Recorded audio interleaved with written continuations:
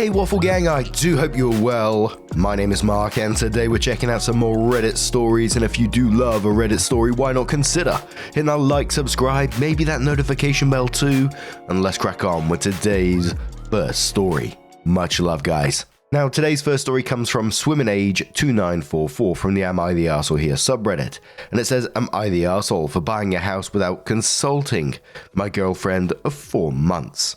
I, 37 male, am a single dad to 2 kids, 16 male and 14 male. I met my girlfriend, 32 female, back in February. We dated casually and non-exclusively until September, and then began dating exclusively. My girlfriend has indicated that she wants to have kids. She has no kids currently, and I'm definitely open to that, but have told her only after dating at least a couple of years. I have been looking to buy a new home. I absolutely hate living where I'm living. I bought it when my kids were little and it was convenient then. But my work is 30 minutes away and the boys' school is 45 minutes away. A house came on the market in a neighborhood 5 minutes from work and 10 to 15 minutes from the boys' school and was listed well below market value. My realtor called me and I saw it the same day and made an offer. The offer was accepted. I told my girlfriend the good news. She was less than thrilled.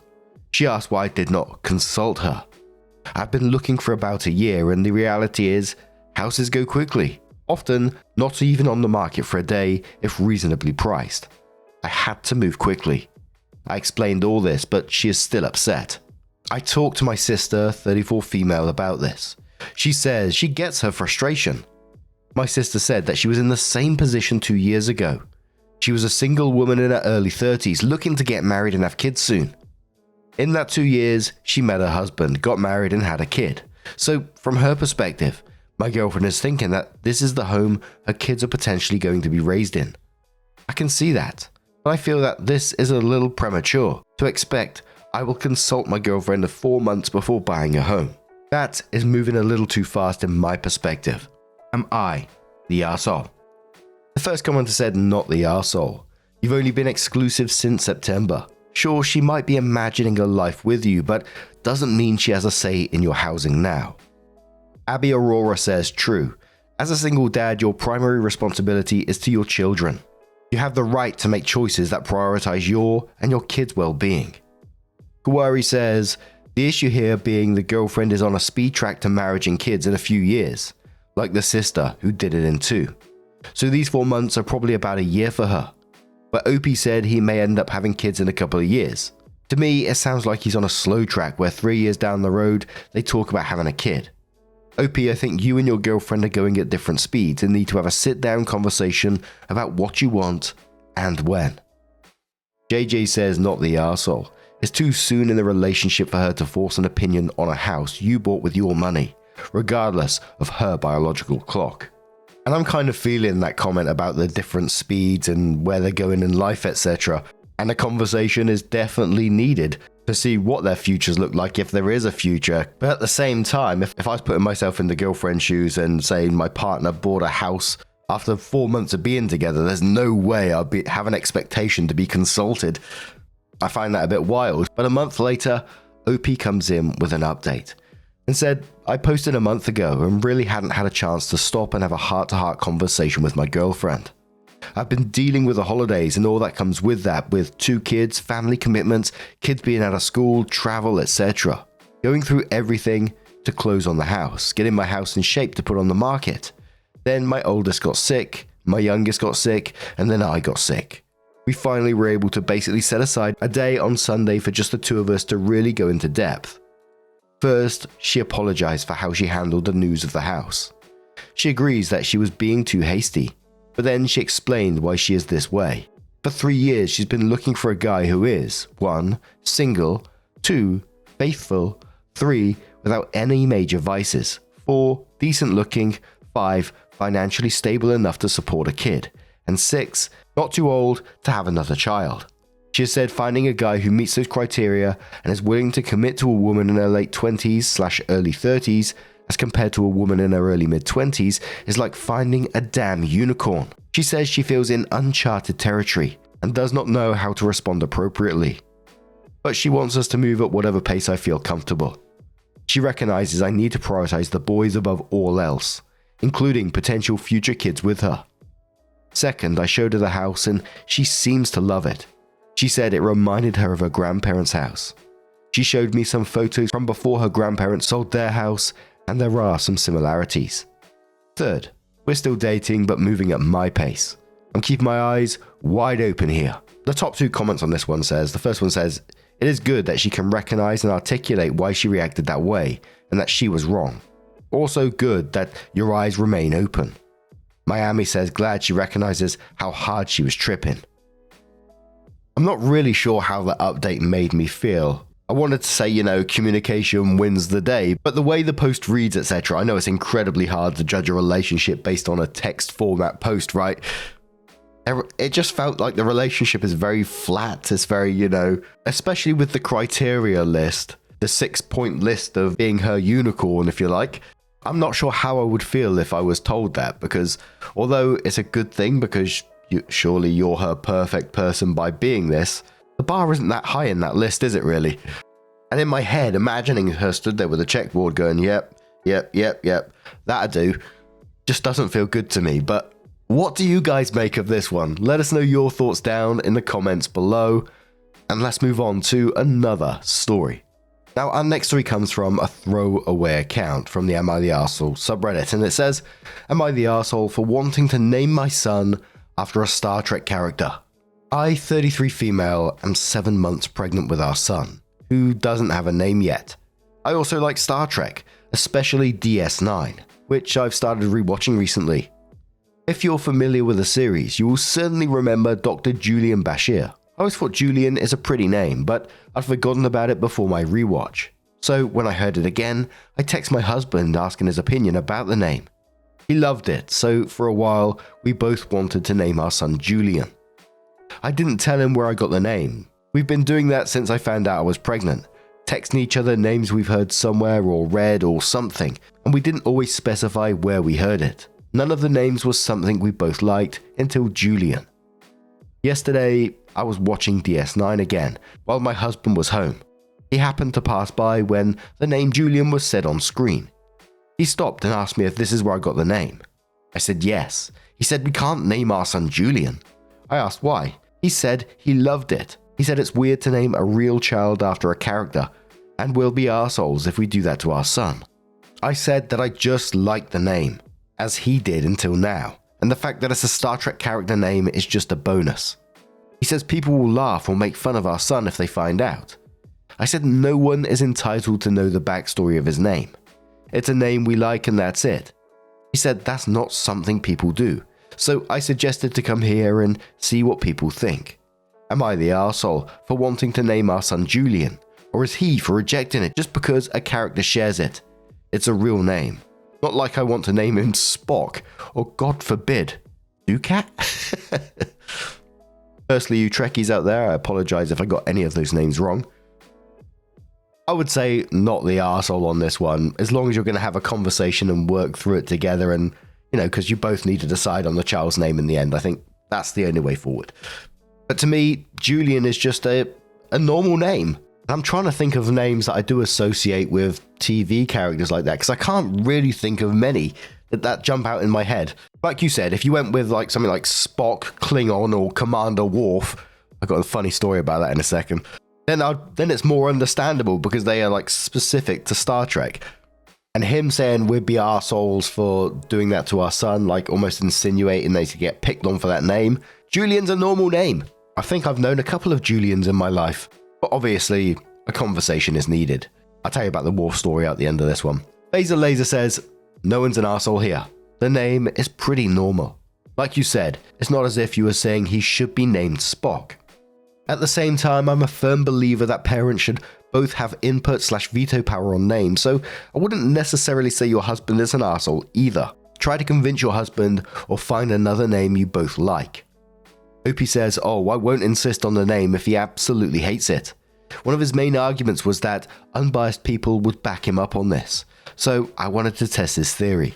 He readily admits if he's wrong, so I hope if Reddit backs me up, he'll see that it's not weird. Another user says not the arsehole. For one, you should name your child whatever you want regardless of the backstory. As you said, it's really no one's business. I've also never heard of anyone's naming being made fun of because of its origin. Secondly, it's a common enough name. It isn't like you're naming your child Khaleesi, Game of Thrones, or something easily identifiable from a show. It's funny that they mentioned Khaleesi, I was thinking Joffrey. OP says exactly. It's not like people go around prying on the backstory of names, especially if it's not a super weird name. I feel bad for poor Khaleesi's though. Garnet Tribal says no one's an arsehole here. My dad wanted to name me Zelda, but really didn't want to name me Zelda because of the Legend of Zelda. At least Julian is more normal. Lol. OP says Zelda is also a pretty name to be honest, but I would also hesitate because of how much is connected to the character nowadays. Vicky SD says not the arsehole. If you ruled out every name because it might have been in a movie or TV show, you'll be left with a very short list. Julian is a normal name. I don't think anyone would even ask why you chose it, since it's not some weird and wonderful name. OP says that's what I said.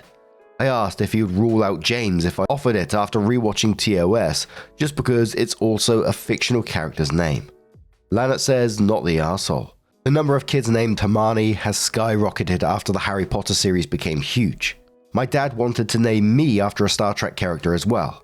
My mum said no because it was a name her family wouldn't be able to pronounce. However, that was the only reason she said no.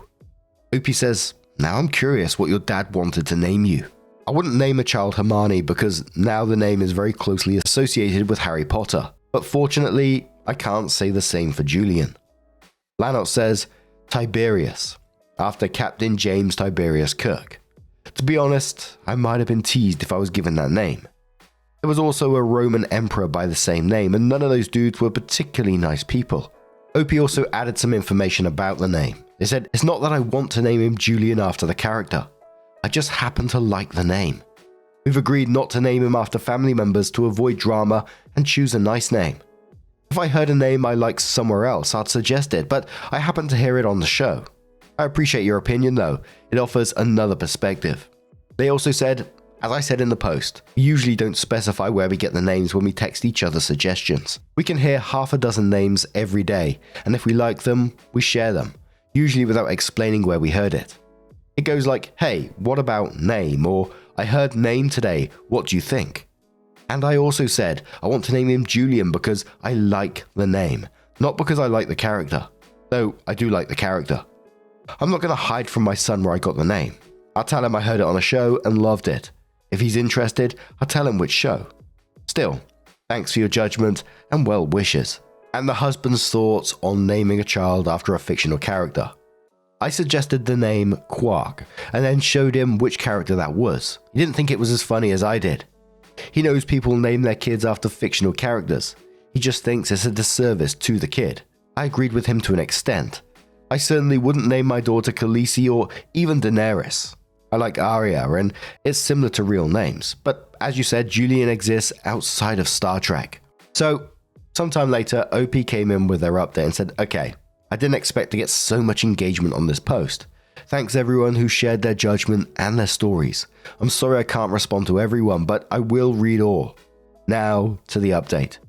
I showed this post to my husband and he read the comments. He's still reading and laughing sometimes, but he's already admitted that he was stressing over it too much and building up unlikely scenarios in his head. As I suspected, he's just very nervous about becoming a dad and wants everything to be perfect.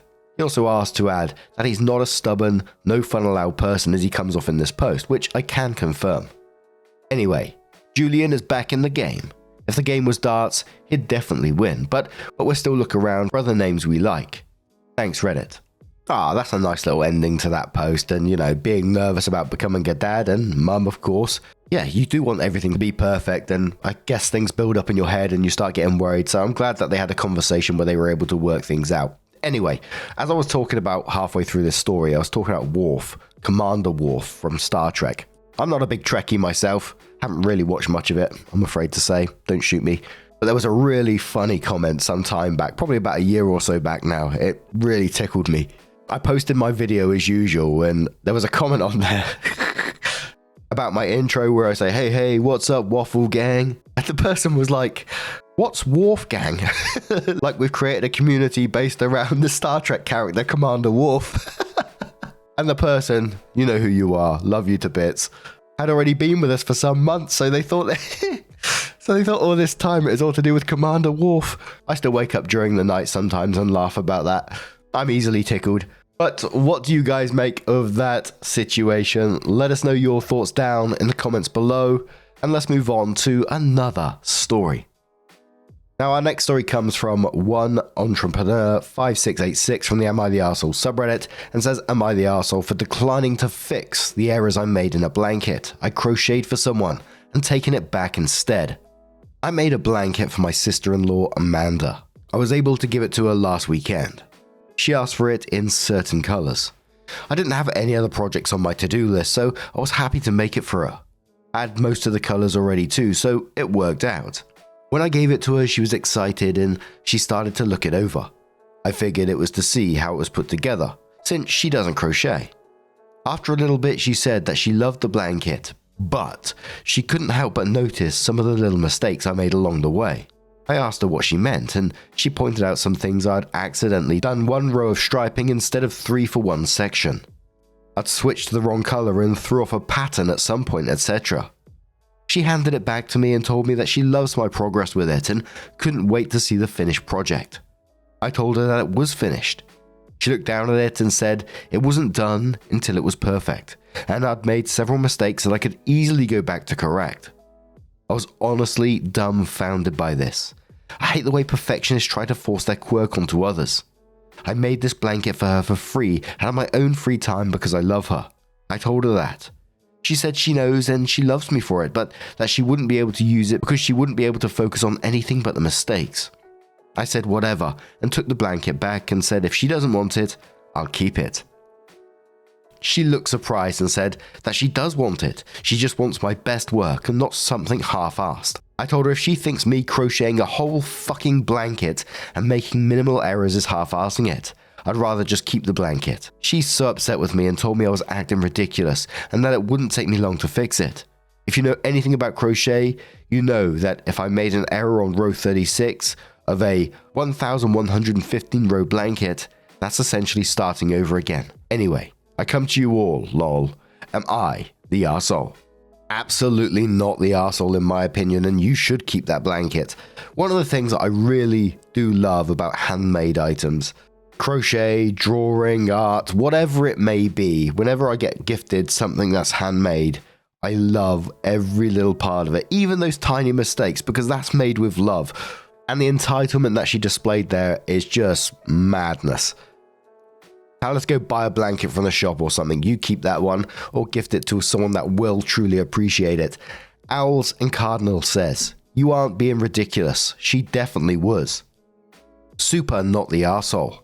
What she might be missing is there is no fixing an error like you described in crochet.